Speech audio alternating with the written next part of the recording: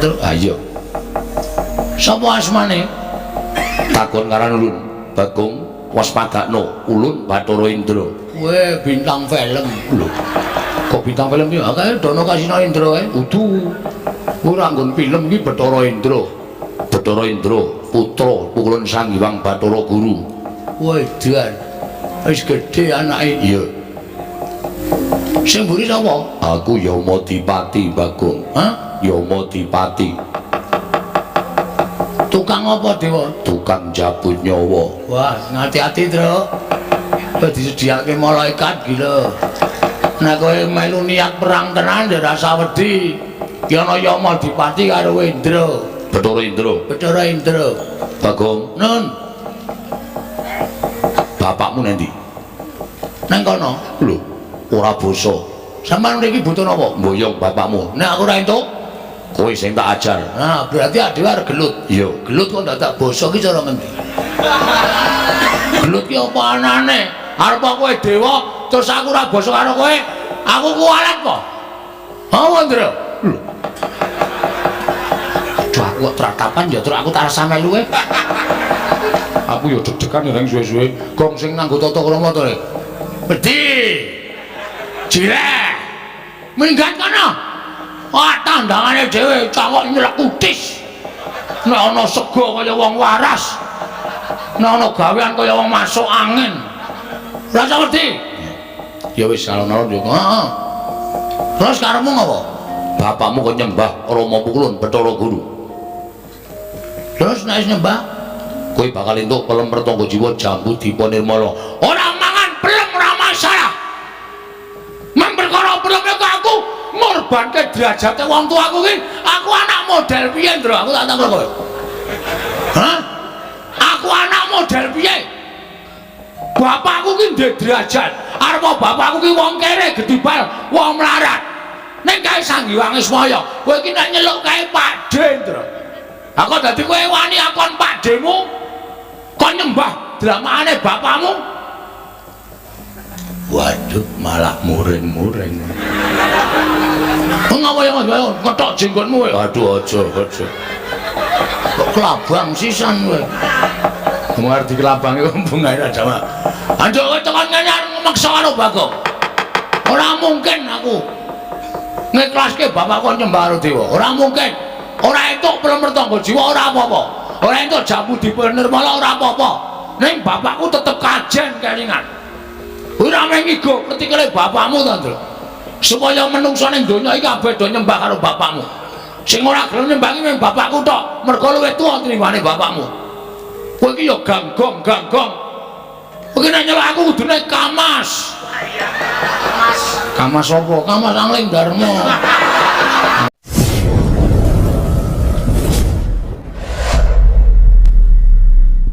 Ya luwih apik supaya luwih becik. Mula tak canangke dadi dusun budaya. Waduh. Siji dadi dusun budaya, loro dadi dusun wisata. Kudu duwe papan wisata sing apik, sing becik. Pereng kidul desa ae. Kae wis dibangun karo para nom-noman. Saiki iso dienggo papan dienggo nggar-nggar ati, nyawang pemandangan, iso dienggo apa kae panek foto raine dhewe apa?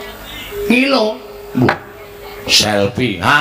Waduh, bapak barang ngerti selfie. Gleleng tenan Semar iki. Saplae nyekel HP aku yo ngerti selfie. Kuwi dadi papan wisata. Iki padusunan Pring Apus kene arep tak bangun meneh, Pak. Bangun seranane arep tak bangun ya lahir ya batin. Ya lahir kuwi wangunan sing kasat mripat, batin kuwi wangunan sing apa jenenge kuwi? Pembangunan batin kuwi pembangunan morale para kawula. Niatku pancen ngono. Aja ndok anggap Bagong iki sane mung sembrono, aja mbok anggap Bagong iki sane mung kurang ajar, ora. Aku nek nata kawula sak padusunan ya lahir batin. Mergo kuwi kewajibanku. Wah. Ora nyono. Lah kok dadi kowe malah pinter beda karo kakang-kakangmu. Kakangmu ku ya dadi pengareping padusunan ning kok dusune saya reget saya sakarepe dhewe tergantung SDM Pak Gareng karo Petro ya SDM rendah nek Bagong ki SDM nun sewu arep meng kaya ngene ning iki uteke utek insinyur Pak mula ora aneh aku ki duwe ide-ide yang cemerlang sing iso memajukan padusunan syukur ngene ya Pak aku tak matur iya matur gage kowe kondo karo aku mengko nek aku nek iso tak bantu karo kowe dene ora iso wong tuwa ki ya isane ming bantu donga waduh nek ming bantu dongae kene ombyokan Pak kawulaku kabeh do donga kabeh aku iki ndonga ora tau kabul ndongake aku ndongake Gareng duwe Petro iya ken biyen rekoso terus ora tau ana kepenake aja sembrono dongane bapak kuwi mandi tak suluk sik ya Pak iya hendra ingkang puspita rum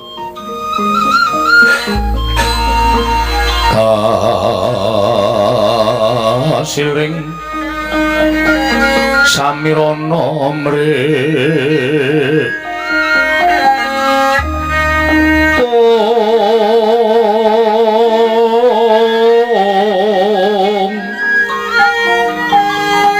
sekar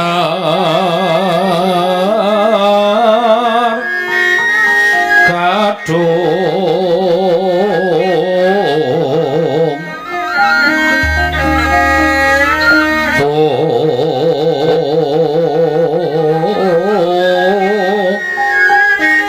ngas kandanyo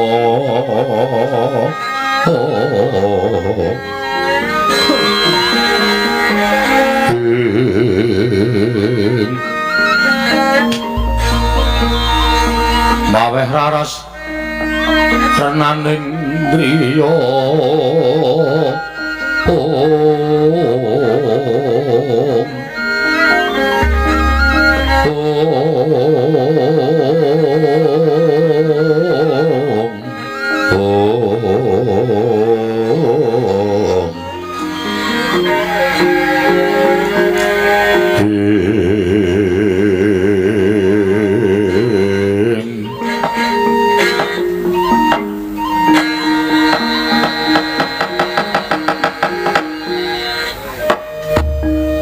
Nah, baleni omong aku ngarep mau, Pak. Nek pembangunan lair ki gampang. Anggere para kawula padusunan ki padha sayek manunggal tetunggalan tunggal cipta rasa karsa lan karyane. Sing jeneng bangun apa-apa ki barang sing abot dadi enteng, sing angel dadi gampang. Kuwi nek kabeh disengkuyung dening para kawula. Lah, syukur dene apa sing tak jangka kuwi iso kasembadan. Iya. Dalan-dalan ning omahku ning pedusunanku ya kabeh tak cor. Ora kok nyuwun pambiyantu ning para Pandhawa sing dadi juragane awake dhewe ning kabeh swadaya.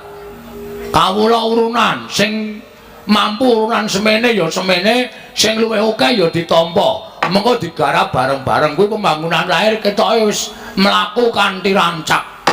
Syukur Bagong. Aku kok dadi kleru biji karo awakmu ya. Mung aku wegah tekan kepring ngapus kene mergo pendak-pendak aku kuwi gumono ning pikiranku Bagong kok dadi pangareping para kawula. Kawulane mesti pating slebar ora karo-karuan, dusune ya mesti ora temata.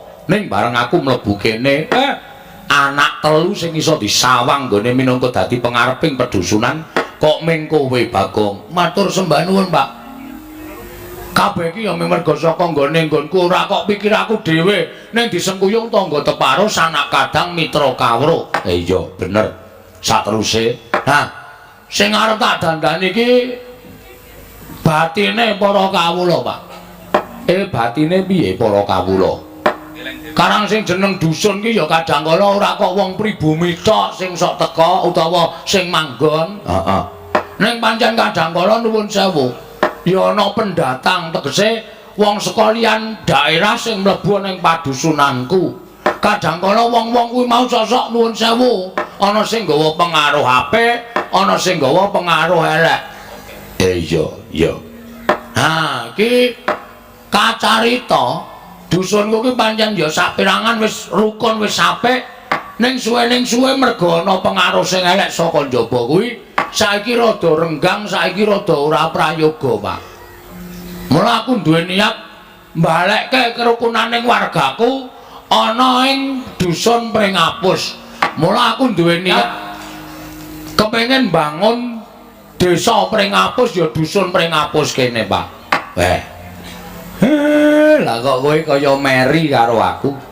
Pendak-pendak Semar bangun Karangkadempel kok saiki Bagong bangun desa Pringapus. Sing dadi lakon ya ora mung kowe tok, Pak. Aku ya iso dadi lakon. Tergantung permintaan. Nah penjalukane kaya ngene iki piye carane supaya iso ngaturake mula aku pengen bangun batine para kawula supaya tetep ruket karo padusunan sing dilenggahi. Merga nek wis lenggah nang padusunan Pringapus ki Pringapus dadi bumi wutah getih, dadi bumi sing wajib didepani, sing wajib dibelani. Ha ta Mir? Lah kok Mir meneh? Ha ta Pak? Terus mula aku pengen supaya dusun iki iso reja. Aku terus nalika semana nglakoni tapa. Wah, kowe tapa? Semedi, Pak. Nang endi? Ya nang omah. Ora lunga nang ndi-ndi, ning aku nglakoni ora turu sewengi nutuk tekan biar gagat bangun esuk nyarengi adzan subuh.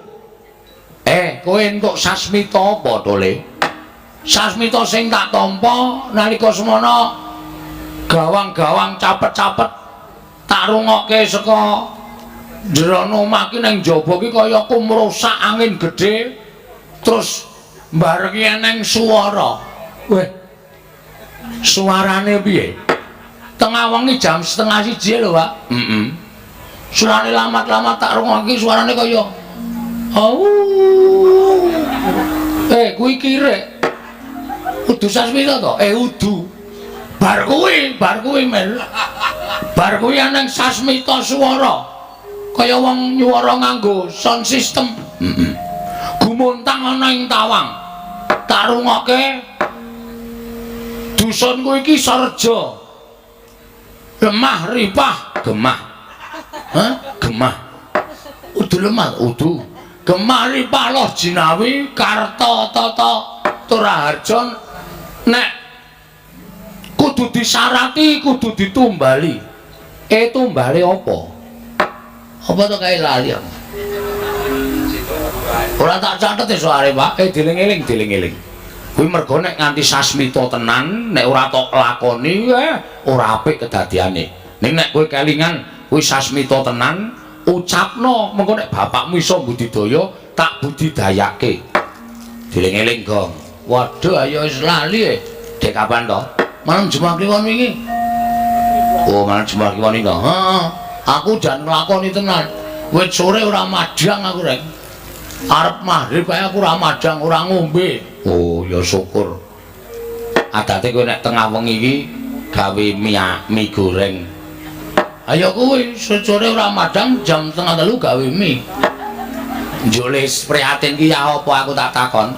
Prihatin kok gawe mie. Sene nyatane ya entuk sasmita kok. Ha ya sasmitane apa eling-elingen. Ngono nek bapak iso bantu barang rak prayoga to, Gong. Suarane seru tur gedhe lho, Tru. Suarane sapa ya? Lah aku ora ngerti. Kok takon aku. Ngene yo ngilahing. Wah, nganggo ngilahing ki dewa. Sajake bareng karo angin kok Bathara Bayu ya? Ora. Udu. Dewaning Maruta ora Bathara Bayu to, ning ketoke udu. Bagong, nek dusunmu arep apik, dusunmu arep becik, penjangkamu iso kelakon. Dusunmu iku kudu tok wenehi tumbal. Tumbal apa, Le? Kewan apa piye? Udu. Apa iki jenenge? Buah-buahan to. Tumbal kok buah-buahan. Heeh, wong cebute muni buah-buahan kok. Prem pertangga jiwa karo Jambu Dipanirmala. Gregah esuk bar subuh adus nyangking pit aku, Pak. Golek nang pasar buah ki ora ana blas. Pelem tangga jiwa Jambu Dipanirmala ki ora ana. Nganti aku ngomong karo bakule, nek wonten kula tuku pinten-pinten kula bayar kenceng. Ning ora ana, Pak. Nah, iki bapak ki rawuh mrene tak suwuni prisa. Jambu Dipanirmala pelem tangga jiwa kuwi asline eneng apa ora? Tukule nendi nek ana omong aku tak nembung karo sing duwe jambu utawa sing dipelem. Nek ora entuk tak colonge. Nek syarat ki aja dicolong gong ora mandi ora, ditembung sing apik-apik. Lah kok dadi sasmita sing tok tampa kaya ngono? Eneng ora ya, Pak? Ana. Nanti kuwi. Ora gumlar ning jagat. Lho. Ora gumlar ning jagat ora. Ning kuwi tukule mapan ana ning kayangan. Kayangan endi? Suralaya. Waduh. Gale opek piye, Pak? Mongko tekan kono wae radong aku. Mongko dadak munggah gunung dhuwur banget jare. Iya. Kayangan Suralaya. Kuwi sing duwe Bathara Guru. Kuwi dhaharaning para dewa. Dewa iki ora mangan sega, ora mangan beras. Ning pangane wujude Jambu Dipanirmala pelem pertangga jiwa. Terus aku saiki tak takon, kuwi piye carane njaluk kuwi, Pak? Kuwi ora gampang, kuwi angel. Ya nek Bathara Guru kuwi ngeparengake, nek ora ayo. Lah arep piye lek arep njaluk? Wong sing duwe panguwasa Bathara Guru. Ya nek diwenehke, nek ora rak malah cilaka to nggonmu bakal mbangun. Pringapus kene iki ora bakal kelakon. Lah nek nganti aku ora kelakon aku ilang no. Isen aku pengareping para kawula wis dipasrahi, iki wis mathuk, wis sarujuk. Wong sak padukuhan masrahke karo aku, kok nganti ora kelakon gayo. Pelem pertangga jiwa karo Jambu Dipanirmala. Ayo isen aku mir meneh, Pak. Piye wis gayangno? Lah saiki ngene. Aku tak takon karo kowe. Jare kowe iki dewa, Pak. Hah? Pak, jare kowe iki dewa. Biyen aku dewa. Ning sadurunge wujud kaya ngene iki pancen aku dewa. Mbok kowe sing munggah nang kayangan. Bantu karo anakmu Bagong. Terus kowe nembung karo Bathara Guru. Ora tepung karo Bathara Guru. Ombyaking kawula Pringapus ki aja ngandhake Semar ki dewa. Ketoke kae disawang pusaka Isakanda, jimat sing bisa jengat ngucap. Ngawur. Jimat sing iso ngucap, ha? Ya sing do ngomong pancen kaya ngono kuwi. Ning aku ora rumangsa dadi kaya ngono kuwi. Ora usah sok ngapusi kowe. Nek pancen kowe dewa, kowe munggah ning kayangan. Nek kowe ora iso munggah ning kayangan, ora iso mituruti penjaluke anak. Gunane apa kowe disebut Sang Hyang Ismanta? Ismaya. Wis ora ana gunane, percuma. Terus dewa-dewa apa kowe? Aja nyengeni karo bapak. Aku neng kayangan ki mbiyen wis suwe. Ning ora wis tau. Wis. Lah iki aku tak takon sik. Kowe kok dadi wong kene critane piye? Bagong malah njur njaluk crita bapak iki piye to? Ayo critakno. Mengko nek kowe gelem crita, tak nehi korupsi. Apa, Gong? Kuwi lho jalan keluar solusi. Oh, solusi. Kuwi senengane kok kepengin modern omongane ora tau pas. Tak nehi solusi. Wes. Kowe tak omongi ya Bagong. Gareng Petruk. Sedina aku tak crita men adimu ki lega. Ayo meneh ra ndak malah ngamuk bocahe matane wis abang ngono. Aku yang ngre mataku abang siji ngamuk, loro ngelih, Pak. Lho. Iso crita? Ya. Biyen kuwi bapakku jenenge Sang Hyang Tunggal. Sang Hyang Tunggal? Berarti anak dewa. Anak dewa. Sang Hyang Tunggal saiki isih? Ya isih. Kowe lah. Aku mbok ketemu Eyang. Eyang sapa? Eyang Tunggal. Wis rasa ketemu eyangmu ndak malah ngisru-ngisru eyangmu. Pokoke kowe tak critani, aku anak Sang Hyang Tunggal. Biyen ibuku kuwi nglairake ora wujud menungsa, ning wujud endhog. Lho. Endhog? Katutan telek ora, Pak? Aku takonane biasane kan ana templekane sithik-sithik ketok reget-reget ya. Ora, kuwi resik. Gedhe, ya gedhe. Edan. Terus endhog kuwi mau mbabar dadi wong telu. Wong telu sapa wae? Kulite dadi makmu gedhe. Makmu gedhe sapa? Togok Tejo Mantri kae mbiyen jenenge Bathara Tejamaya. Terus putihane dadi aku Sang Bathara Ismaya. Kuninge digoreng? Ora. Kuninge dadi Bathara Manikmaya. Sing dadi Bathara Guru kae. Mula tuwa dhewe Tejamaya, nomor 2 Ismaya, nomor 3 Manikmaya. Lah, bocah telu kuwi sing Sri Anaten ming makmu cilik Manikmaya. Kuwi Sri Anaten karo aku karo Kakang Tejamaya ki sok ora cocok batine. Mula nalika semana aku janjane ming gojek karo Kakang Tejamaya. Aku ming ngetokake keprigelanku lan kasantosaning Kakang Tejamaya padha regejegan, padha gelut. Ning jane ora gelut, ming nyoba kasekten. Dening Manikmaya, makmu cilik dilaporke karo bapakku, ya bapakne Manikmaya Kanjeng Rama. Menika Kakang Tejamaya kaliyan Kakang Ismaya sami regejegan, sami rebut kepengin dados dewaning para dewa, nalindraning para dewa lenggah wonten ing Suralaya. Sang Hyang Tunggal bapakmu nesu modal. Terus aku didukani karo Kakang Tejamaya. Lah kok dadi kaya ngono pakartimu? Ismaya Tejamaya ora nyono yen kowe ndek gegayuhan wong tuwa isih meger-meger warisane kok alap sak kepenakmu dhewe. Tejamaya Ismaya nek kowe iso muntal gunung pagering jagat sisih kulon, kowe dadi dewaning para dewa. Ismaya nek kowe iso nguntal gunung pagering jagat sisih wetan, kowe tak dadekke dewa. Terus makmu gedhe Tejamaya ya adreng pikire wedi karo wong tuane gunung arep diuntal. Ning ora kalu wong cangkeme ora sedeng nganti cangkeme suwek gedene kaya ngono kae. Kaplek-kaplek ngono kae. Mergane ra iso nguntal gunung ora iso. Lah kok kowe ora cangkeme ra suwek, ya cangkemmu ora. Tutuk. Karo bapakne kok nyangkem-nyangkemke. Mergo aku nganggo igo gunung pagering jagat sewetan tak serot, ora tak pangan ing tak serot.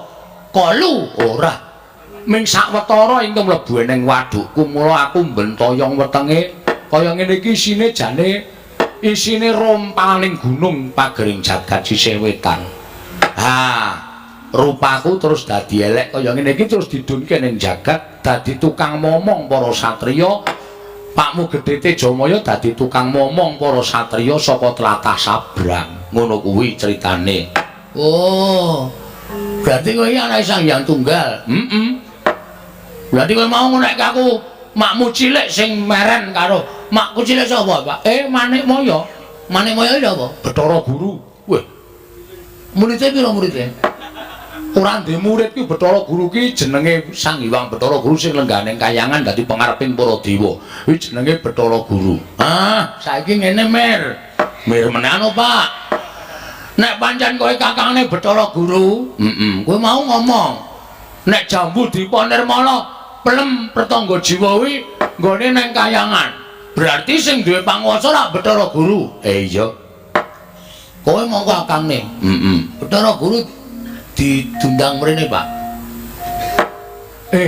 Bathara Guru ki dewa. Dewane rak levele dhuwur kowe. Tegese piye? Kowe rak kakangne to. Adi ro kakang ki mesti manut. Pak. Matek aji pameling. Bathara Guru kon rawuh nang kene. Monggo aku sing nembung karo Bathara Guru. Nek bapak ora kersa nembungke, bapak meng ngrawuhke tok. Engko sing ngomongi matur aku. Iya. Ora Bathara Guru ra gelem jotosane. Aja ngawur, Bathara Guru ki dewa. Dewane ra sing gawe kowe sengsara kaya ngene. Nek Bathara Guru ra ngandhake Sang Hyang Tunggal, kowe mestine dadi dewa, Pak.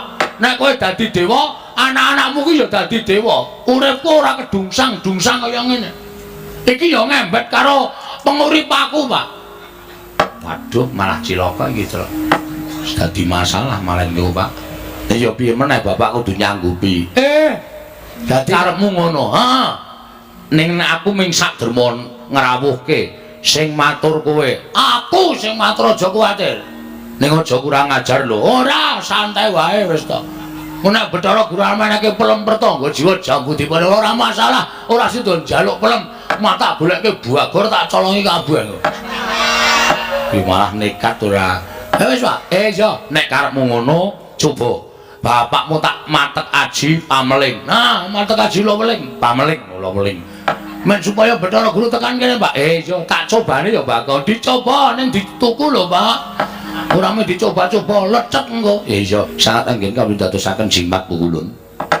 Kakang Semar, piye? Wonten menapa dene sing andika Kakang nimbali dhateng Kang Rayi? Menapa badhe wonten dawuh saking Kakang Ismaya? Sing gedhe atimu ya Guru. Aku njaluk ngapura. Anane aku ngrawuhake kowe iki jalaran aku nampa pamotahe anakku Bagong. Ingkang nyuwun supaya kowe dirawuhake ning padukan Pringapus kene. Wondene wigatine apa Bagong ben matur dhewe. Mengko aku ndak kleru. Wis tole matura. Pukulun Bathara Guru wis rawuh eneng kene, ndang cekat-ceket aturna apa wigatine. Bagong, dalem Pukulun. Ana wigati apa dene kita nyuwun tulung kelawan wong atuwa kita ngrawuhake panjenengan ulun. Sepisan kula ngaturaken sembah bekti kula kunjuk nggih Pukulun. Iya Bagong ulun tampa. Angka kalih anggen kula nyuwun tulung dhateng Bapak Semar supados ngrawuhaken panjenengan menika estunipun kula menika namung kepengin nuruti dhateng pikajengan kula. Pukulun prisa piyambak to. Kula menika dados pangareping para kawula sak padusunan Pringapus mriki papan panggenan kula. Andilala kula niki kok duwe rencana utawa duwe gegayuhan kepengin bangun padusunan Pringapus. Iya. Nanging nalika semanten kula pikantuk sasmitaning gaib ingkang dumeling wonten ing Karna bilin padusunan kula menika badhe reja, mulya, ayom, tata titi tentrem, gemah ripah loh jinawi, ya lahir ya batin. Waton dusun kula menika nuwun sewu mbetahaken tumbal. Tumbali apa Bagong?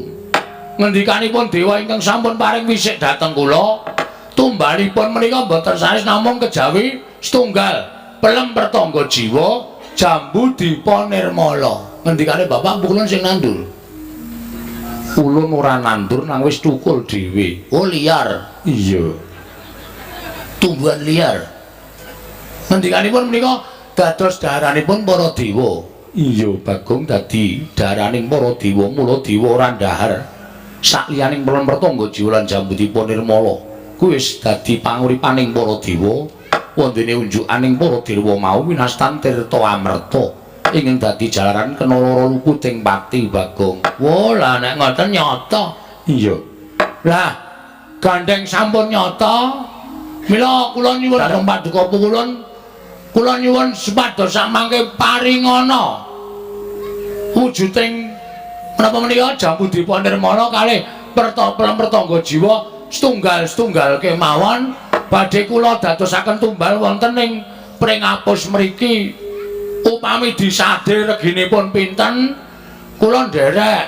Nek mboten disade namung dipun paringaken malah kepasang yogya katujuhe ngenu. Kula ngaturaken panuwun ingkang tanpa pepindhan Pukulun. Wondene Pukulun boten maringaken. Ayen nyuwun pangapunten. Sampeyan ngerti dhewe watake Bagong. Bagong nek ora kelakon sedyane aja kok menungsa lumrah. Dewa wae kula ora wedi. Arep tangan sampeyan papat.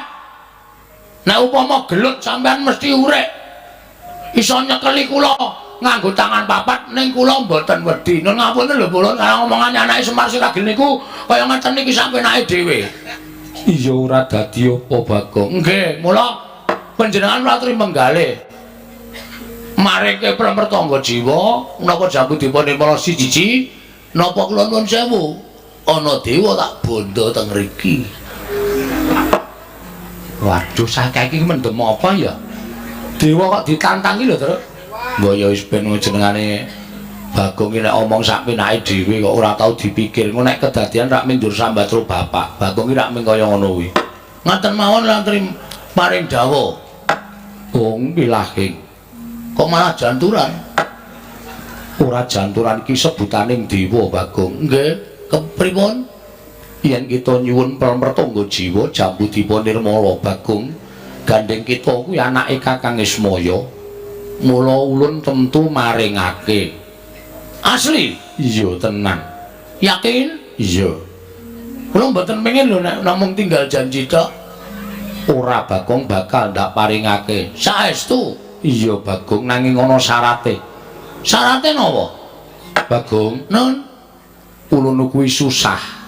Sebabe ulun kuwi pendak-pendak sumurup karang wong tuamu. Ulun ki rumangsa sedih ati ulun. Lho, sebabe napa? Wong sak jagat ki padha nyembah kelawan ulun. Kabeh padha manembah kelawan Manikmaya. Ya Bathara Guru. Nanging ana siji titah ingkang ora gelem nyembah kelawan panjenengan ulun. Ora gelem tata krama kelawan panjenengan ulun. Ulun isin pendak-pendak dimidhangetake sarta dipiarsake dening wong akeh. Sinten mbok kula? Wong sing murang tata niku mang paring pangandikan. Mengke kula ajare. Wong karo Bathara Guru kok ora ngerti tata krama iki, wong menungsa ora ngerti unggah-ungguh. Mangandika apa kula? Ulun kepengin. Kepengin apa? Pelem. Ora, Bagong.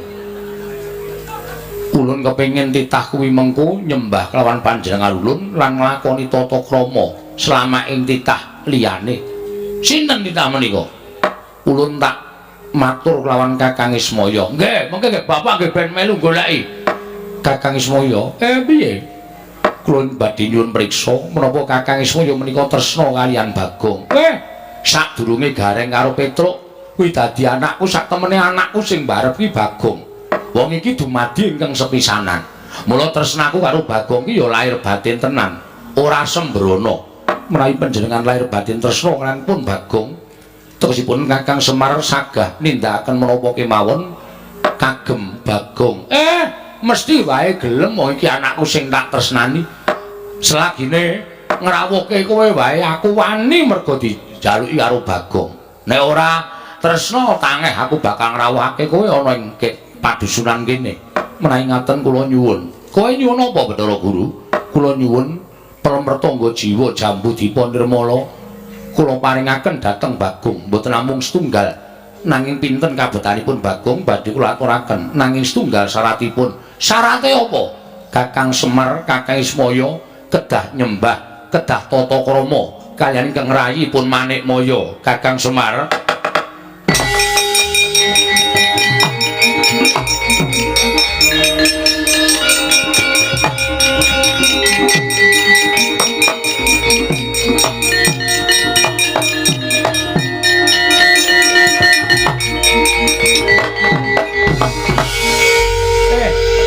kowe kok ucul klambi iki ngapa? Komeng katokan training. Aku dipun nirmala nek Bathara Guru ora maringake ora masalah. Kowe ngerti to? Aku bekas maling. Ha iya. Pak colong prampertangga jiwa jambu dipun nirmala. Aja kuwatir. Ora ming siji tak bedol sakwise. Bathara Guru. Lho. Bagong kok ora tata krama karo panjenengan ulun. Mergo tembung sampean seklimah ning nyocok teng ati. Nyocok teng rasa. Iki bapak kula. Bapak kula niku wong terhormat. Bapak kula niku nek nang terminal dundang den karo kere ya, Pak. Lah dadi sampean ngunekke bapak ana syarate. Ning Semar kudu nyembah, kudu tata krama karo Bathara Guru. Sampeyan iku dumadi saka kuninge ndok. Ngono. Putihane bapak, kulite siwataga. Sampeyan iku tiba enom. Ora ana sing enom kok duwe niat, sing tuwa kon nyembah, sing tuwa kon tata krama. Dewa Kok macam apa kowe nek kaya ngono kuwi? Gong ora kurang ajar. Kowe cerewet meneng kowe. Ora nek wedi rasa melu-melu. Gong aku mengelekke. Petro bali ana. Lho kok bali piye to? Cah jire ora. Mengkaro Bathara Guru wedi dumedheke tangane papat. Nek tinju terus sarunge papat ngono piye? Aku ora wedi aku nggo sarung akeh banget. Ana sing tak plembung bareng. Bagong pancen lambene sak penake dhewe. Lah kok dadi kita malah getak-getak karo panjenengan Lun. Mergo kowe ra tata krama ru. Lho. Iki Ismaya, kowe manik maya, teja mayane toga. Arep sampeyan iku dadi dewane para dewa. Ning kudune kowe iki ngajani karo bapak. Ana perkara prempertangga jiwa, jambu diponir malaka. Bapak kudu nyembah karo kowe. Ora iso. Ora mungkin aku sing ora ikhlas. Bapak gelem ning anake sing ora ikhlas. Yen ngono kita wani karo panjenengan Ulun. Belum ya lagi. Wis ganti training padake rawani. Iki siap nek ben kok gelut. Arep kowe nggawa dewa-dewa Triamin Watanawa. Triamin iki sinden. Apa? Tridasa Watanawa. Wah, ndeng Tridasa Watanawa. Aku ora wedi. Apa anggemu aku wedi kok jajal malah tak pamerke karo wong padusunan Pringapus. Nek dukuhe ora mung karo menungso, karo dewae wani. Waduh arep ngleleng kene. Cerewet ngopo bali kono. Ngopo to kok nundung aku terus ngopo? Kowe lambene elek. Ana wong arep tampil dadi seri kok. Kowe kok senane ngono gegol-goli. Kakang Semar kados pundi? Aku tak lepas seperkara iki wis kono. Perkaramu karo Bagong. Lah wong niatmu ya ora apik. Kowe ora nganggep aku ki Kakang. Najan aku wis urip ning alam padang ning nggonmu duwe rasa gedeng keburu sengit karo Semar. Isih mbok ndem ning atimu. Mula nek nganti kowe diwaneni anakku aes kuwi pitukane. Wong nyatane aku ki ya dewa. Aku ya duwe kewajiban tumrap prempertangga jiwa jambu diponir mala. Aku urung tau mangan siji wae urung tau ngrasake. Anakku mung ngrasake kok syarate wong tuwa kudu ndilat tlapakmu ki. Kowe iki ndek nalar apa ora? Anggo pikiran ngomong. Ora sak penake dhewe. Sirahe dikaki mas-masan kaya ngono kok. Uteke ra jalan. Wah, kok dadi kaya ngono. Bang pikir wis kowe meneng iki skriwian dadi grojokan geguyon dadi tangisan tak ajepane rek. Nek nganti Bathara Guru nesu, pedusunan kene dilebur, ora masalah. Ora masalah. Aku mati nang dusunku sebagai kusuma bangsa, mbelani bumi kelahiranku. Oh, Arom jenengku. Dikenang sepanjang masa. Ora kaya kowe. Kadus kok jagake mengono genduran terus. Apa lu? Ngomong ngecapke gawe KTP ditarik 100 ki model ndi aku tak takon. Ora wae. Oh, wae aku ngerti sambate masyarakatmu. Mula kowe iki ora bakal ditresnani. Ya wis ben anane ora ngono ya ora entuk dhuwit. Lah, kuwi gene kok. Wis saiki muni kok. Wis saniki kersane pripun? Kita wani karo panjenengan Lun. Sing tak wedeni apamu? Bagong, kita wani karo para Jawata ditenono. Ulun metu saka ing padukuhan, nglumpukake para dewa. Ulun dawuh lamun Pringapus kene bakal tak lebur.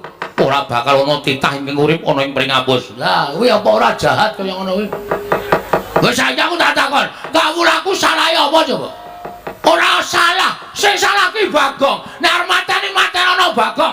Nek arep nglebur Bagong, ora nglebur masyarakatku.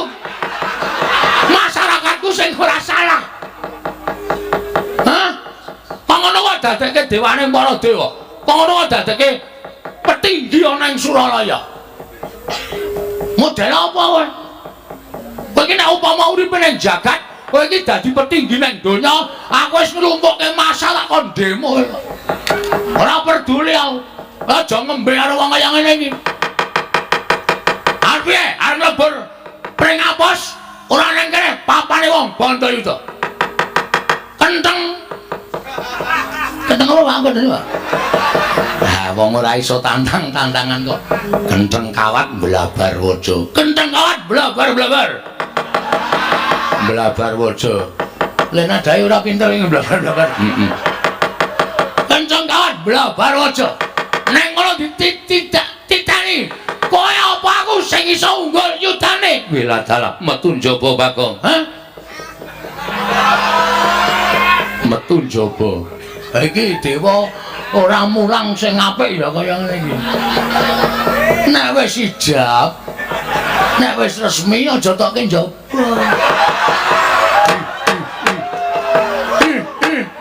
Bales malah. Sirahe diduduki gite ora. Sampeyan ae dhewe. Ayo sampeyan metu tak tututi Bathara Guru.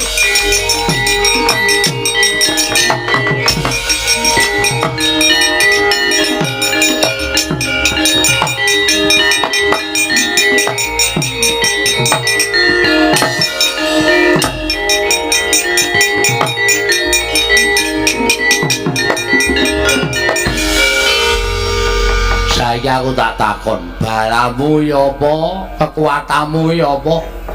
Bathara Guru kok tok tantang, Mangkel kok.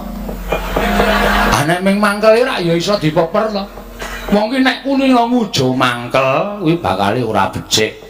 Apa-apa sing arep ditindakake dipikir tuna lan bathine digelar, digulung. Enjuk apa? Bathara Guru kae dewa. Wis ngerti? Sing ngomong nek tukang sumur ya sapa? Ning kae Digdaya. Aku ora wedi karo Digdayan, Pak. Aku ora wedi karo kekuatan. Jaman saiki kok anu ngandhake kekuatan Digdayan. Nonsen. Wah. Ora ono ta iki sing dienggo kekuatan ki mung otot karo tenaga. Oh tenan.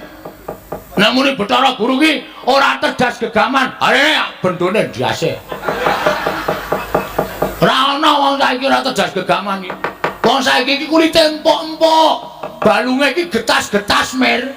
Tamangi nek wong biyen aku percaya mergo sithik-sithik nglakoni tapa sing ora sengaja, mlaku adoh mergo ora ana kendaraan. Ngelih mergo sandang pangan larang. Kuwi dadi tapane wong biyen. Mula wong biyen ki ampuh-ampuh.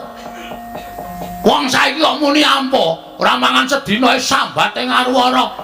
Kon mlaku kowe ora gelem mung tuku rokok ning arep omahe numpak kendaraan. Ampuhe nggo napa aku tak takon. Bener ngono ya omongane ya cocok kok ya. Heeh. Wong saiki iki angel nek kon prihatin mlaku kene kono yo numpak motor wae. Ya empit aku boncenge. Nah. Kon topo saka ngendi? Heeh, wis coba. Bathara Guru ae muni ampuh. Jajan kok adepane. Ah pancen kowe iki ngeyel. Ora mung karo Bathara Guru, karo kowe tak ayeli kok. Kok meneh Bathara Guru. Ning tandang ana dhewe lho. Bapak ora melu-melu. Bapak lenggah sing sekeca. Mantumu wis gaweke teh. Heeh. Wis tak gelarke karpet. Oh iya. Lenggah sing kepenak ngunjuk. Udut. Ya ya. Anggere udut sing filter tak cocok. Sing filter tak cocok aku. Oh, sing kretek. Oh iya iya. Sing wis kuning-kuning e. Lah ku nyimpen 7 tahunan, Pak. Udut marahi mendem kok ditawake. Aku ya ora melu-melu lho, Gong. Aku wedi karo dewa. Ora sampe melu, tanganmu tekle, sikilmu becik. Matamu kira. Nek kon perang bakale ora bakal trampil. Aku melu ora, Gong. Manut kowe. Kowe tresna ora aku. Nek kowe tresna karo aku ya ngewangi aku. Nek ora tresna ya ora sah, ora masalah, Tru. Aku ijene wani kok. Aku mati ning dusunku. Aku bangga, Tru. Nah, aku ora bakal apa gelo. Aku bangga mergo aku ndepani memperjuangkan nasib masyarakatku. Ngono. Ora mung doteng pelirik.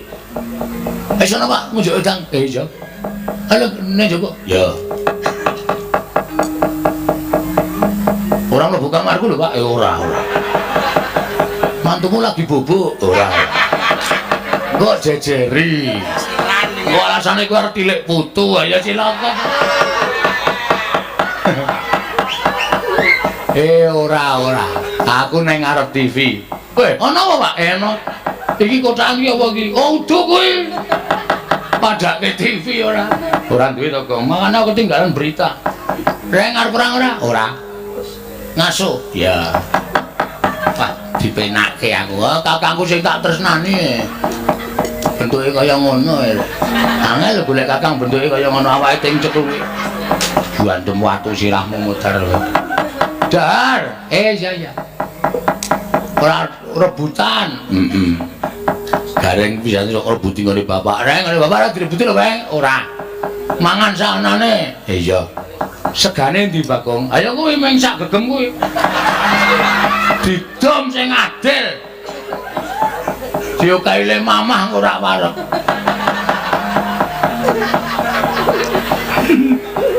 Aku ngrasake kowe iki arep guyu kok. Mamah kerep kok njur. Lha ndak dadi jeneng. Nang cangkem lajur kae terus dadi dilek rak suwi. Truk ora truk ora. Kowe lha dene iki do tegel ora aku tenan iki. Aku ora di masalah Bathara Guru aku wedi nek karo dewa. Ana ngasuh kono? Heeh. Nang mburi dhewe. Wo. Mburi omah dituku kok. Oh wis. Ya syukur nek. Wo mburine mah. Jenenge Gimah. Oh.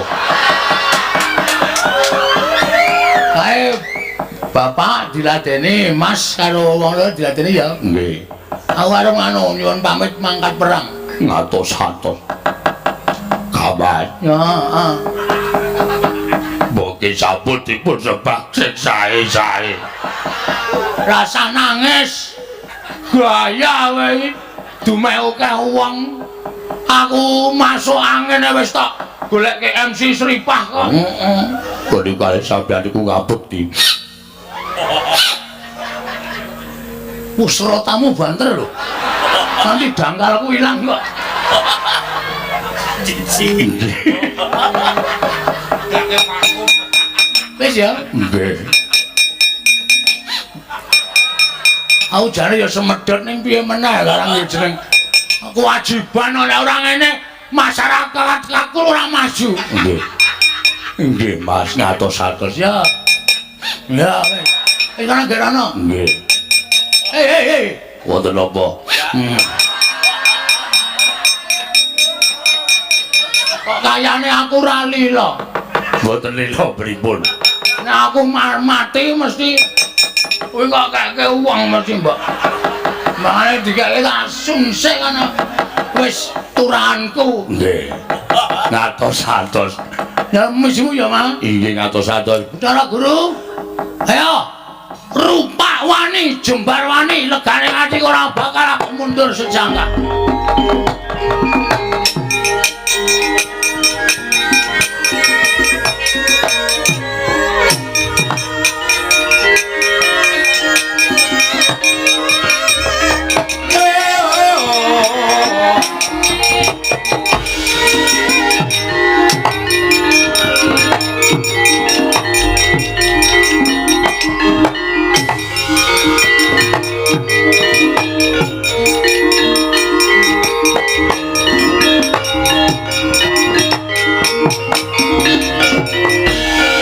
Sarian putra lamun gawekasan ya kowe sanggeni maya Wisnu Pratinta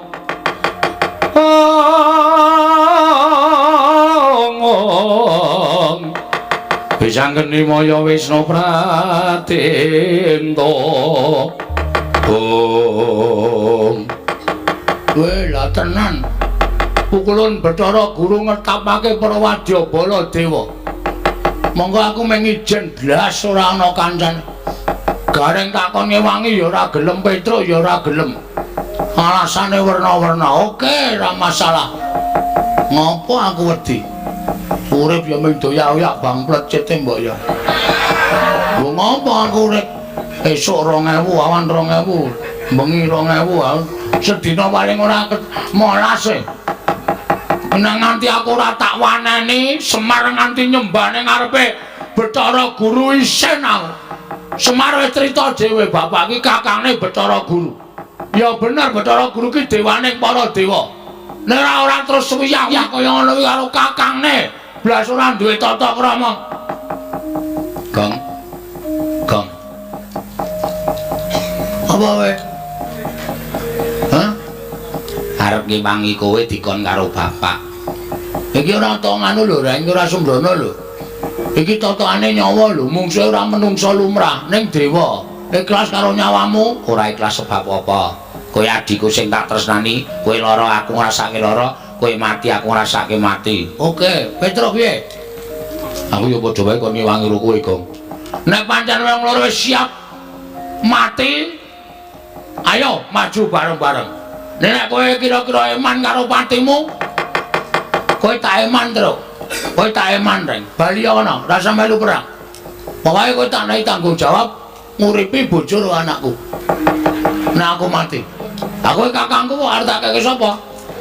Oh iya ya wis ning aku trimo melu perang kok aku ya trimo melu perang. Wis, nek ngono ayo didepi wong loro. Ora usah tekan kono-kono kok diwane tekan kene. Nek iso rembuke digawe sing apik, rembuke digawe cara bedamen supaya aja nganti perangan. Nek ora iso ya apa boleh buat ya terus. Ayo. Ya sae-saesane awak dhewe nandingi para dewa. Ditrenggalani, Gong. Ah, ngono kuwi karepku. Seneng anggere seneng melu, anggere susah do minggat. Menungsa apa kowe? Ya ora usah nesu wis diwangi kok. Kono ganti karo kolor, ora duwe. Wis ngono kuwi wae, aku ora kreatif kok. Aku gawe kathok kolor nek gelut men gerakane iki lincah. Waduh. Gerakane lincah kaya iso apa wae, Gong ora. Dintane kene sapa ngetok ngewangi Bathara Guru Dewa sapa wae? Rasa do mundur. Atereng. Ayo. Petro ya rasa mundur, rasa. Kowe do maju, Petro maju. Heeh. Aku tak mundur. Aku tak mundur ora. Gloreng wis ceng kleper kalau. Dewa ki do mabur ya. Ah iya ya ampuh kok doan. Ayo engko tekan kene dintani kene wae le. Heeh. Ajopane le.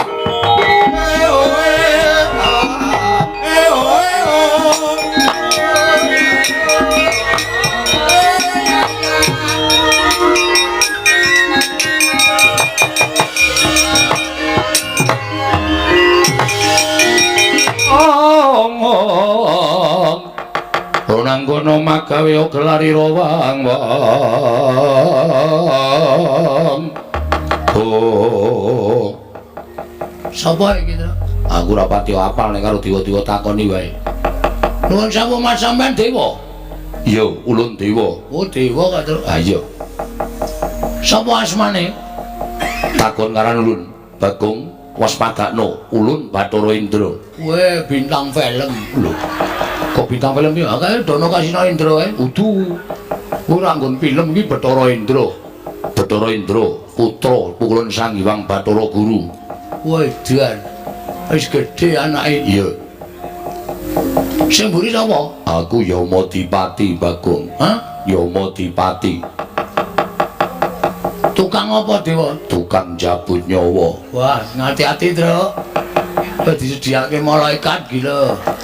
Nek kowe melu niat perang tenan ya rasa wedi. Ki ana Yamadipati karo Indra. Bathara Indra. Bathara Indra. Bagong, Nun. Bapakmu nendi? Nang kono. Lho, ora basa. Sampeyan mriki butuh napa? Mboyong bapakmu. Nek aku ora entuk, kowe sing tak ajar. Nah, berarti dhewe arep gelut. Iya, gelut kok ndak basa ki cara ngendi? Gelut ki apa anane? Arep kowe dewa terus aku ora basa karo kowe. Aku kualat apa? Apa, Ndra? Lho. Duh, aku kok tratapan ya terus aku tak rasa melu kowe. Aku ya deg-degan ning suwe-suwe. Gong sing nganggo tata krama to, Rek. Wedi. Jireh. Minggat kono. Wah, tandangane dhewe cawok nyelak kutis. Nek ana sego kaya wong waras. Nek ana gawean kaya wong masuk angin. Rasa wedi. Ya wis alon-alon yo. Heeh. Terus karepmu ngopo? Bapakmu kok nyembah Rama Pukulun Bathara Guru. Terus nek nyembah, kowe bakal entuk pelem pertangga jiwa jambu dipa nirmala. Ora mangan pelem ora masalah. Memperkara pelem kok aku ngorbanke derajate wong tuaku ki. Aku anak model piye, Ndra? Aku tak takon kowe. Hah? Aku anak model piye? Bapakku ki ndek derajat. Arep bapakku ki wong kere gedibal, wong melarat. Ning kae Sang Hyang Ismaya, kowe ki nek nyeluk kae Pakde, Ndra. Aku dadi kowe wani akon Pakdemu. Kok nyembah dramane bapakmu? Waduh, malah muring-muring. Ngapa ya ngetok jenggotmu? Aduh, aja. Kok kelabang sisan kowe. Ngerti kelabange bungae ra jama. Anjuk kowe tekan ngene maksa karo Bagong. Ora mungkin aku ngiklaske bapakku nyembah karo dewa. Ora mungkin. Ora entuk pertangga jiwa ora apa-apa. Ora entuk jamu dipenermala ora apa-apa. Ning bapakku tetep kajen kelingan. Ora mengigo pertikele bapakmu to, Nduk. Supaya menungso ning donya iki kabeh do nyembah karo bapakmu. Sing ora gelem nyembah iki bapakku tok, mergo luwih tuwa tinimbane bapakmu. Kowe iki ya ganggong. Kowe nek nyelak aku kudune Kamas. Kamas apa? Kamas Angling Darma. Angling Darma dengkulmu mlacot ora. Hah? Omong iki anake elek kok. Aku anake bapak kok. Bapakmu ora bapakmu tuwa bapakku. Kowe kudune nyelak bapakku ki padhe nyelak aku Kamas. Ora kok cengengesan ngono. Kuwi lah dalah. Wani karo para dewa. Sing tak wedeni apamu? Aja kok mengko bapakmu tak tantang kok. Kok mengko Wendra. Barang ora payu main film terus dadi dewa kowe ya. Aneh. Ayo ngejak apa? Ora minggat legandang dening tanganku. Legandang jangan legandang. Begadang jangan begadang. Macem-macem ora. Tiba tanganku ora jengkeang mati dening aku. Panggo, ayo nih ngajak lho, Tru. Ya.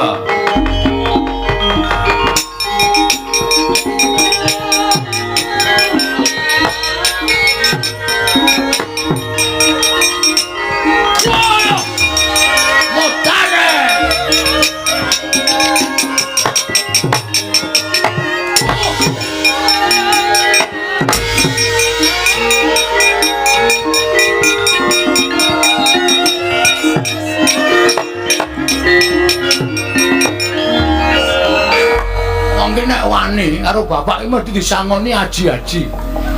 Kok disangoni aji-aji piye? Ora ngamati ya. Ora mati apa? Ya mau dipati karo ngantem aku ora ana apa-apa glecak dhewe kok. Ada. Iki mergo aku disangoni karo Bapak Semar. Mripat tambane semono ora weruh. Endra lah gareng nyekel sirahku ana sing ngantem wong ora ketok. Sing ngantem aku ya nyuk. Ha baru. Cangkem merah. Ngomongane sak penake dhewe ora. Nah ora weruh, maju kono, tandangi nek pancen wani. Siap. Lenggah kene, Mas. Yo.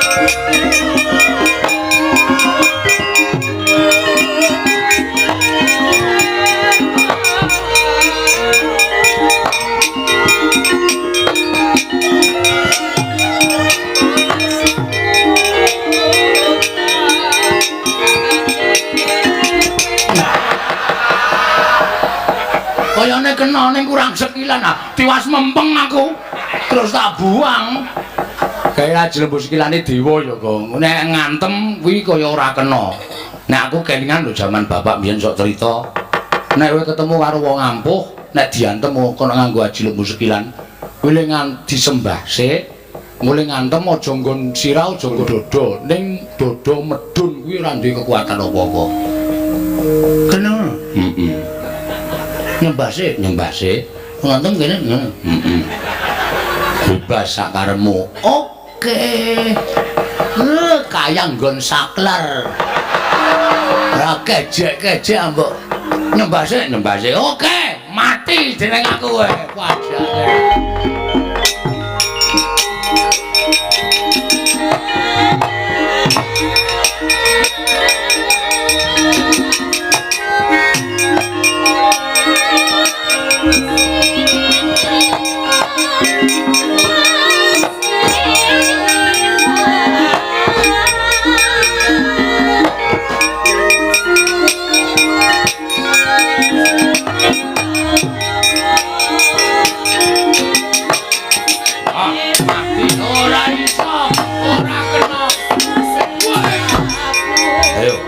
entekmu tenagam iso kena awake Bathara Indra meguru karo kowe Bong. Ingat, oke.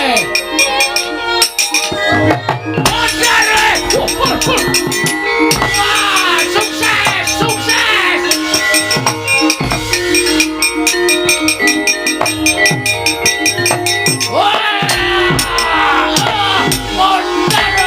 Ayo.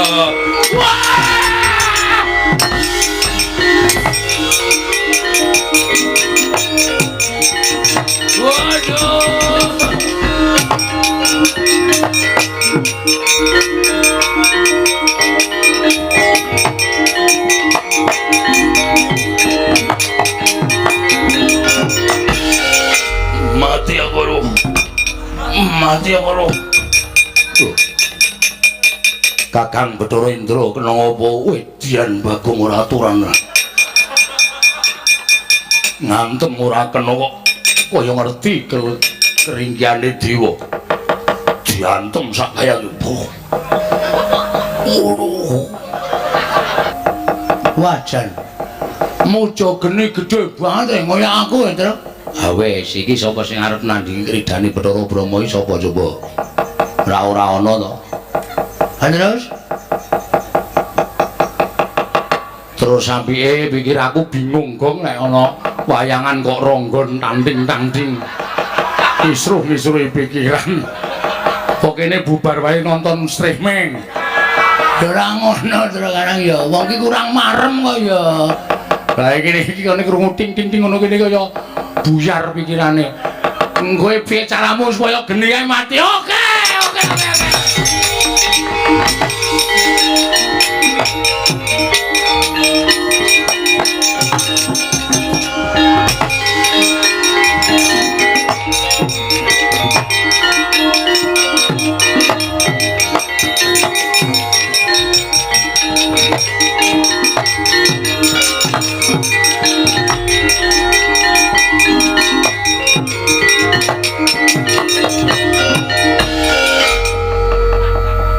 Genine mati. Aku kok iso-iso kanggo mlumpat blumbang. Geni nyemplung blumbang bes. Modal. Piye cerdas ta aku? Oh iya ya iwake do mati kuwi apa? Waduh, senane sing duwe terus wis ora apa-apa. Ngijoli ra masalah sing penting kowe slamet, sing penting slamet. Oke, enteno. Rama genimu enteno. Ora bakal wedi aku. Padake aku cah cerdas e. Nek nganti Bathara Brahma liwat kono, apa? Upama liwat kono genine saka kono piye? Aku mlumpat kono. Blebes meneh. Oh iya. Truk. Ngopo kok? Kene wedi. Kulo ajar ngono.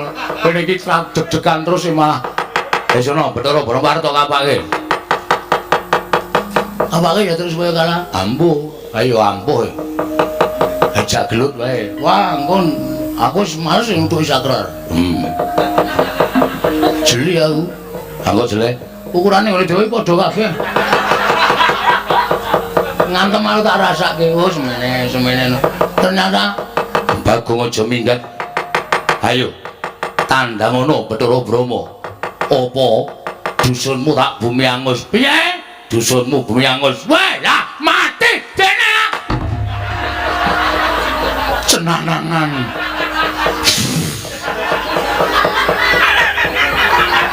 Apa ngarepe blumbang kok mlayu kok banter bal. Heh, kapokmu kapan kuwi? Kuwi ndurono kuning-kuning iki. Kene taratake kene. Ayo tak tono ndasmu. Angus ora mrata, saya mrata.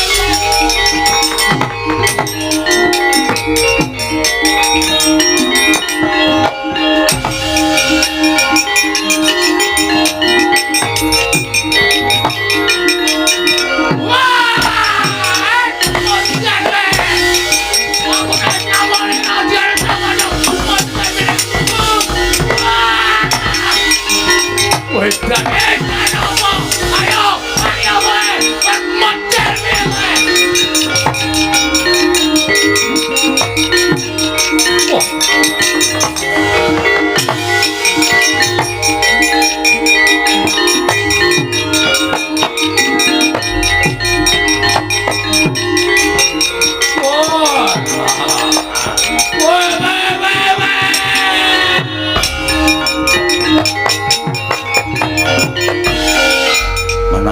bangsa dewa sapa-sapa jabut nyawamu modar.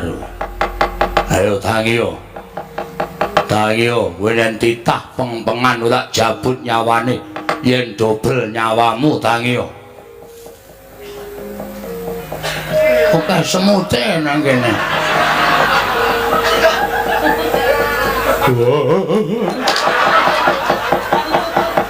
Wong mati kok pindah nggon.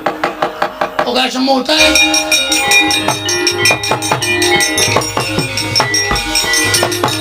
Gong, jalke. Jalke.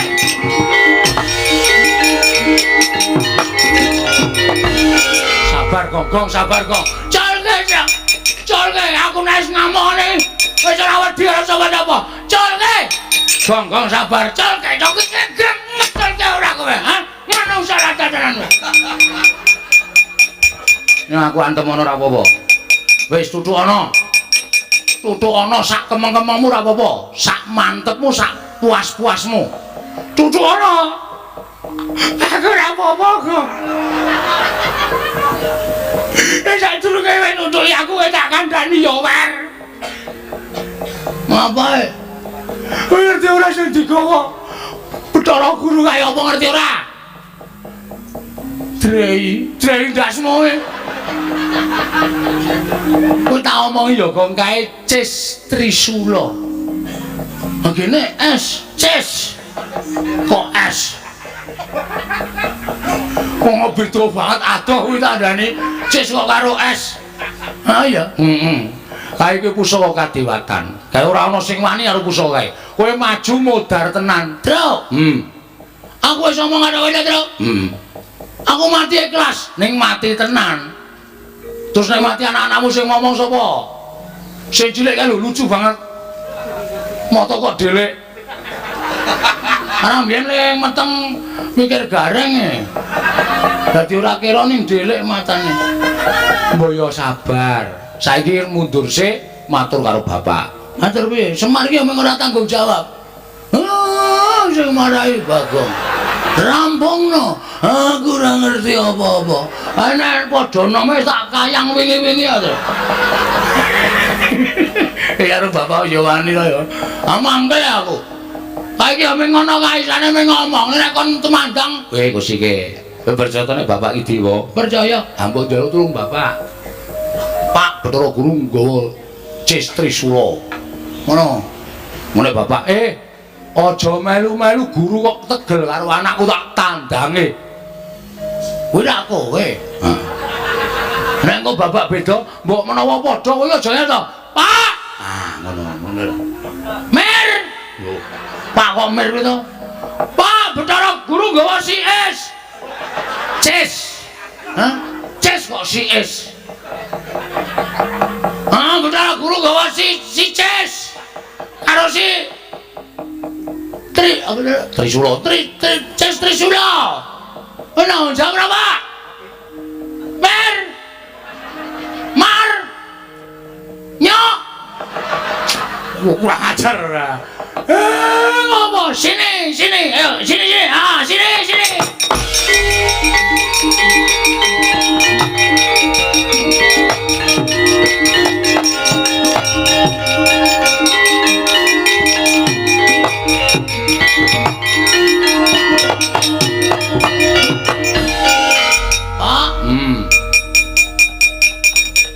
Ketiwasan, Pak. Ketiwasan ngopo? Bathara Guru nggawa Cis Trisula. Tenan ta, Tru? Kurang ngerti. Urusana dhewe. Engko linggis ora aja. Ngono kuwi mengan. Aku apal karo kata-katane iki apal. Ayo. Gus iki dirungokke sithik ora njur bedheki. Pak. Bathara Guru nggawa Cis Trisula. Ada teh. Awes ora bakal luwah saka kowe. Lah salahe. Kowe senengane wani karo dewa. Bocah nek ora ngerti tata krama. Guru iki sapa? Guru iki sesembarang para titah. Arek nganti guru nggawa Cis Trisula. Tak ndak ngono dhewe. Ya Mer ya. Bu.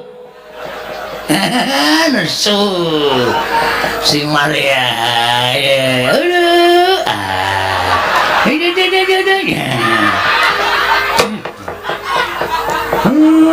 Wong tua kok dicilubah. Guru nggawa apa? Guru nggawa cewek. Kaya Simbrono ora. Woi. Truk. Nek ndupak mbok wisuh sik, Truk. Lek lara iki ora ning lemah mlebu cangkem. Ya ora apa-apa. Guru nggawa Cestisula. Ha, Pak. Penyakit gugu arepe dhewe. Anakku arep didu karo Cestisula iki. Anggepe guru iki pikirane nek ndi? Minggir tak trajange, tak enteni kene. Kaya ngopo Bathara Guru? Apa ora? Beda ta karo kowe.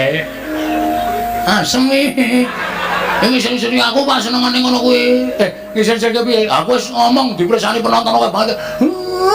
Syukur rasano. Biasane kowe ngono kuwi. Kowe iki anakku, nek aku ora tanggung jawab, sing arep tanggung jawab sapa? Mikir Cestisula ben temancep ning wetengku. Ikhlas? Ora ikhlas ngopo? Ayo udah. Mendek temancep. Ayo. Mendek Semar Mudar. Kowe mikire tekan sik, kok sik. Nek iki mati, kowe anak guru gareng entuk lemah. Caidan ora. Ayo. Oto-oto. Ndene.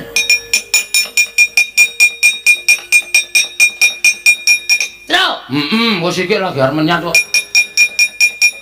Ngatos-atos lho, Pak. Menengo. Rasa kon ngati-ati. Ya wis.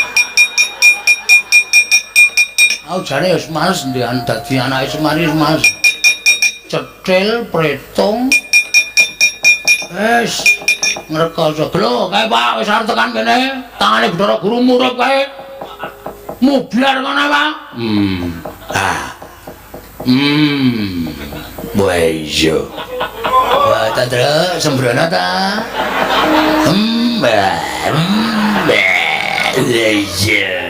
Waduh.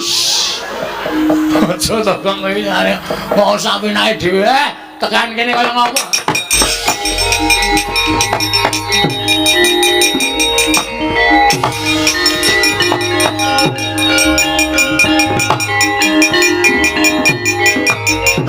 Ya. Reng, apa? Bojomu tak ijabane ya? Ya wis wae kan ora. Bojoku sisan gong, mole mlaku wae ndek wae. Bojoku kok mlaku ngene iki. Ora iso dijak ning resepsi. Lho kok ke sandal ya kangelan. Minggah dateng kayangan Kakang Semar. Ayo. Monggo pukulun kula dherekaken.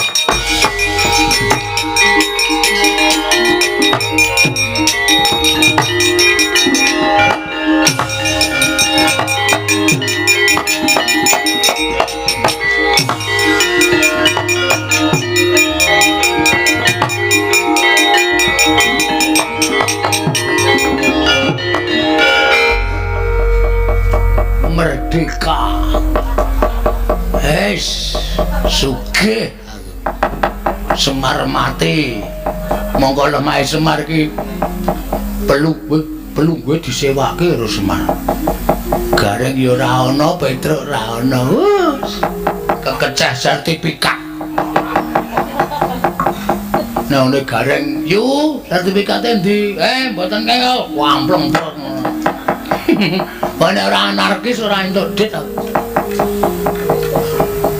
Ning kok sepi ya suwe-suwe. Kancaku sapa wis jajal. Ora ana kanca omong-omongan. Mongko nek aku biasane nek dong ra ndek kanca nang ngene gareng. Gareng pas aku selo terus jagongan gawe kopi ora ana mung dicemplungi awu. Sing penting wedange terus cah loro kangsan nang ngene Petruk. tekanane Petro gawe wedang jagongan ngrembug politik ngrembug calon lurah calon dukuh ngrembug kriminal wis wena-wena dadi seneng atine nang ngene iki karo momone sapa wis jajali ngrekoso uripku nek carane kaya ngene nek aku arep nusun ning kayangan monggo ya ora ngerti dalan anjong ning kayangan terus njaluk tuluk Semar ki mau cerita duwe sedulur tuwa Catu Goro Siwa Togok iki nek ora tak parani omahe wah adimu diboyong ning kayangan to Bathara Guru arep dipateni nek Watogok ora nesu kampleng pok wah kowe iki wong tuwa dilapori kok malah cengenges aku ora ngerti Bagong buet nek ora ngono ndak Watogok ora melu perkara iki kudu tak lebokke nang masalah iki ndak ora melu wah aku sing sowan Jawa Watogok aku anakku Bagong wong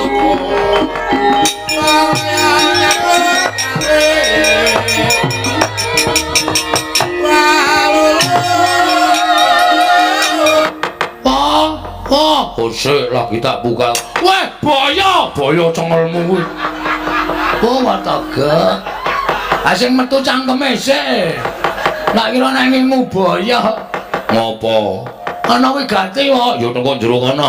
Wah, Watogok sehat. Ya pangestumu le.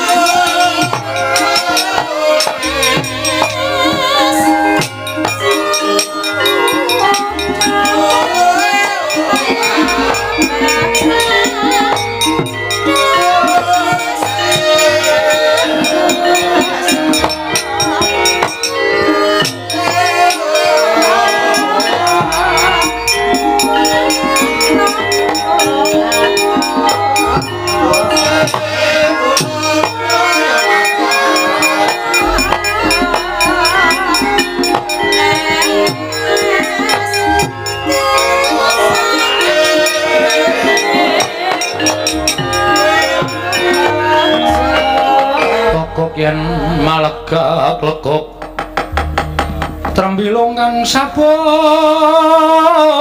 bandil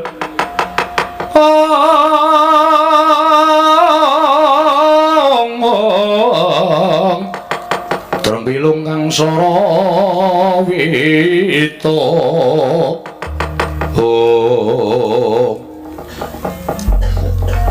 bektiku ya Pak yo tak tompo. Wah, klebon copet iki. Ade mbilung. Bagong. Kok boroke ra mari-mari. Ya ditambani ra iso kok ya Le, ya wis semen karang ya wis tuwa. Gerak Bagong to. Heeh. Anakmu padha karo anakmu wong aku anake Semar. Lah iya. Heeh. Ngopo e, Gong? Asowan Watogok wigatine utang sing wingi rung disaur kok saiki wis utang meneh. Weh, aku duwe utang kok. Duwe no. Walah, santai wae wae. Aku sing utang wis santai kok kowe sing tak utangi kesusu-susu. Lho, jenenge ku wale jeneng wong utang ya kesusu-susu kok ya. Nang apa? Lho, sing ngono apa ya aku? Oh iya, Ding.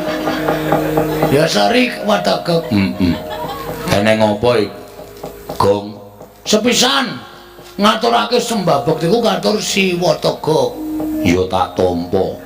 Wong tuaku. Heeh. Kaping dwi. Waduh. Dwi apa? Loro, goblok. Oh. Urung-urung wis goblok-gobloke wong tuwa.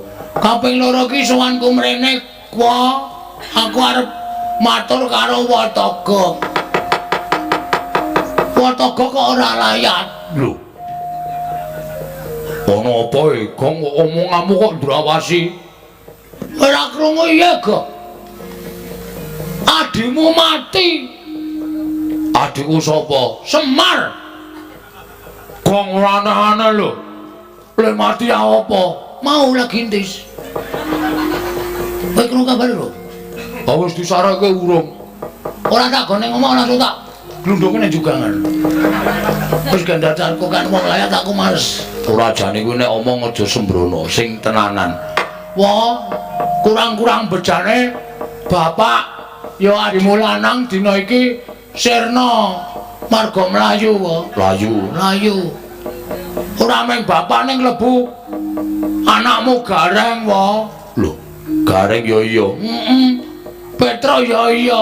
Padha lara apa? Ora. Kekurangan pangan, nek kurang pangan mbok njaluk makne gedhe tak kirimi. Ora. Ya arep piye-piye nang isih wis do di sawah. Oh ya syukur. Ning tak matur ya wa. Bapak saiki ora nang omah. Lah nendi? Munggah nang kayangan. Lho, kayangan ngendi? Surabaya. Surabaya. Kuwi lho sing ngene Bathara Guru kuwi lho adimu. Suralaya to. Heeh. Lah mergane critane ngene wa. Aku ora arep bangun desa. Heeh. Ha. Aku ki entuk sasmita iso rancak lek bangun desa nek apa kuwi jenenge dusun kuwi ditumbali. Tumbali apa? Pelemper tangga jiwa jambu dipa nirmala. Ora darane dewa. Lah iya aku yo ngerti.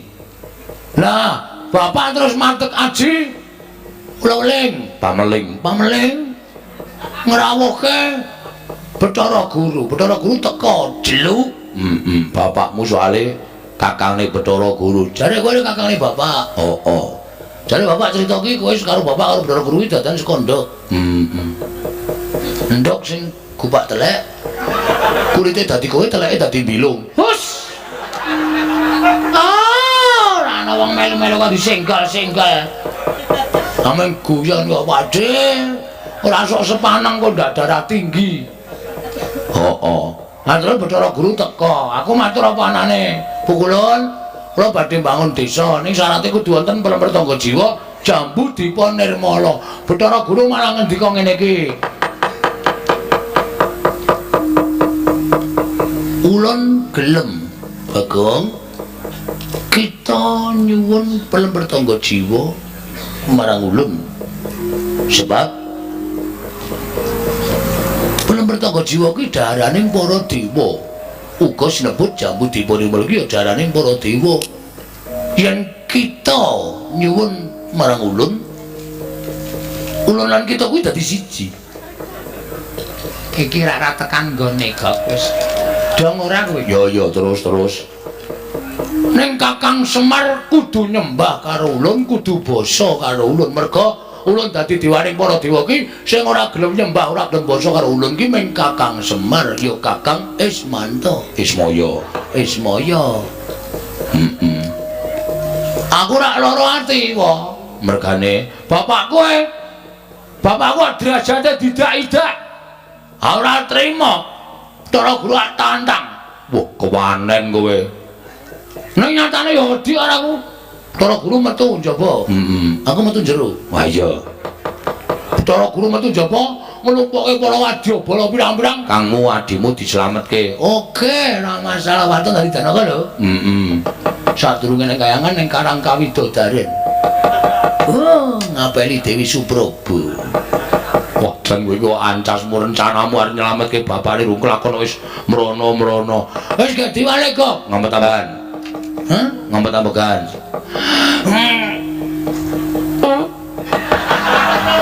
Sari ya, Kak? Wis pacut metu kok sori. Edian. Panganane batang apa ya? Ambune kok kaya ngene. Hei, guys. Wis tak suwunke ngersane Gusti muga-muga kelakon yoga. Muga-muga nek wis kelakon mengko ndang-munggane kayangan bapakmu slametno. Nek dadi bagus ora gleleng. Nek gleleng aku wegah tak copot nek dadi Janaka. Wis tot. Sak jeblok wetenge gok. Wak gogohi cangkem. Wis. Patang cangkem kok patang dim. Potong dim dengkulmu mlocot kuwi. Wis gak wis? Ya wis lah dongake muga-muga kelakon penjangkamu.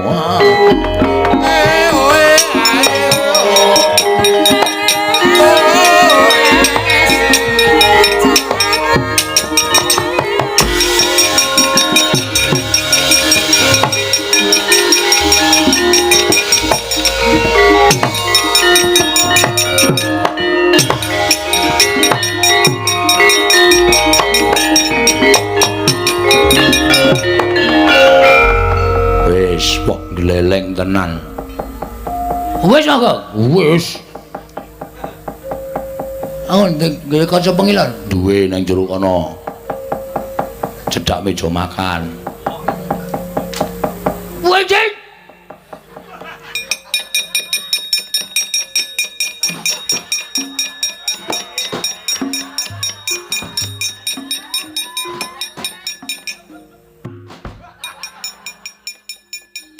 Janaka biasaan tege